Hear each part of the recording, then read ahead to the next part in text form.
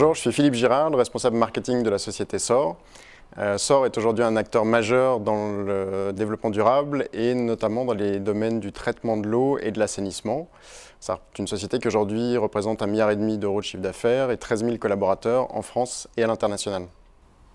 Et donc je suis Jean-Emmanuel Gilbert, je dirige la société Vigicel, qui est une TPE, 7 salariés aujourd'hui. On est spécialisé en santé et environnement, et plus particulièrement dans l'évaluation de la toxicité et l'évaluation des risques sanitaires et environnementaux, avec un axe très important sur l'évaluation de la qualité de l'eau. Depuis 2-3 ans, vous l'aurez remarqué, la nouvelle problématique dont on entend le plus parler est celle des micropolluants, des substances émergentes. Donc pour nous, il était indispensable de ne pas passer à côté de ce combat.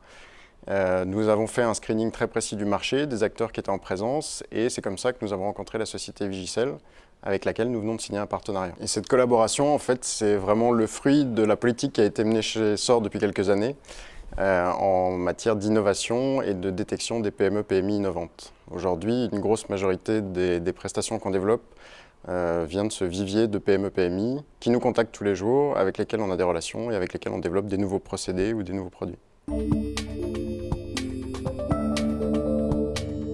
Alors nous, clairement, ça a été une remise en question fondamentale, c'est-à-dire que SOR est une société qui existe depuis le début du siècle, qui a une vitesse de croisière, un rythme, et le fait de se retrouver avec des partenaires jeunes, dynamiques et qui boostent, nous a boosté également. C'est-à-dire qu'en fait, SOR a le devoir de se mettre au rythme des PME avec lesquelles elle collabore, et pour nous, c'est très enrichissant.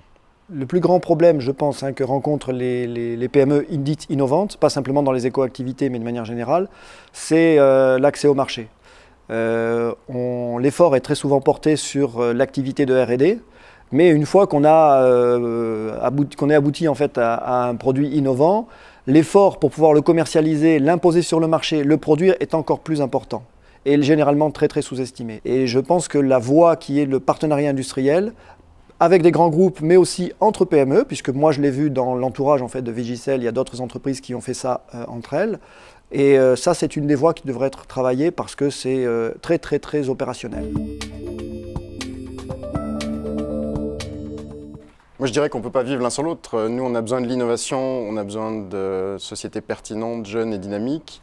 Et nous, on a besoin de points d'appui et de points d'appui opérationnels terrain, puisque le métier de la SOR, si la SOR ou d'autres acteurs industriels ne nous le décryptent pas de l'intérieur, on ne le perçoit que de l'extérieur et donc forcément, on n'a pas toutes les clés. La principale difficulté que moi je vois ou que peuvent avoir des gens, c'est dans l'intégration de la stratégie.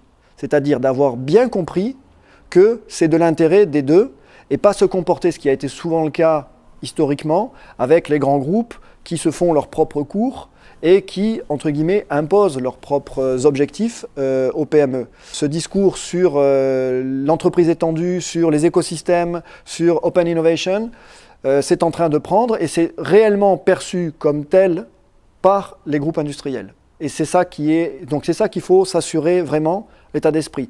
Il y a un deuxième point que nous, on a pu rencontrer, pas avec la SOR, qui est la problématique de la concurrence interne.